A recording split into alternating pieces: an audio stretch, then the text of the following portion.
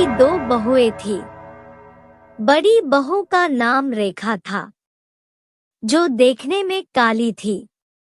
वह उसके बड़े बेटे मोहन की बीवी थी। उन दोनों की लव मैरिज। रामरती अपनी बड़ी बहू को उसके रंग के कारण बिल्कुल भी पसंद नहीं करती थी। उसकी छोटी बहू का नाम कमला था, जो कि उसके छोटे बेटे रवि की बीवी थी। रामरती छोटी बहू कमला को बहुत पसंद करती थी, क्योंकि वह देखने में सुंदर थी और उसको रवि के लिए उसने पसंद किया था। रेखा कुछ दिनों के लिए अपने मायके गई हुई थी। रामरती अपने पति से रेखा की चुगली करती है कि अगर मोहन ने मेरी बात मानी होती तो उसकी भी कमला जैसी सुंदर बहू लेकर आती। रामरती का पति भी अपनी पत्नी को समझाता था कि रंग रूप से कुछ नहीं होता, व्यक्ति के गुण मायने रखते हैं। लेकिन रामरती को कोई फर्क नहीं पड़ता था। एक दिन रामरती के छोटे बेटे और बहू ने गोवा जाने का प्लान बनाया।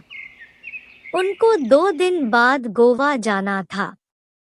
अगले दिन रामरती की कमर में बहुत दर्द होने उसको डॉक्टर के पास जाना था, तो उसने अपने छोटे बेटे रवि को कहा, तो रवि ने बोला कि आज हमें शॉपिंग करने के लिए मार्केट जाना है, आप बड़े भाई के साथ चले जाइए।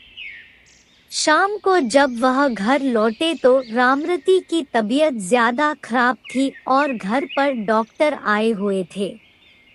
डॉक्टर ने रामरती को 1 हफ्ते बेड रेस्ट की सलाह दी।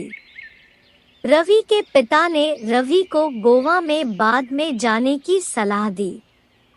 तब छोटी बहू कमला बोली कि हमने गोवा जाने का बहुत दिन से प्लान किया हुआ है, माँ जी तो रोज रोज बीमार होती है।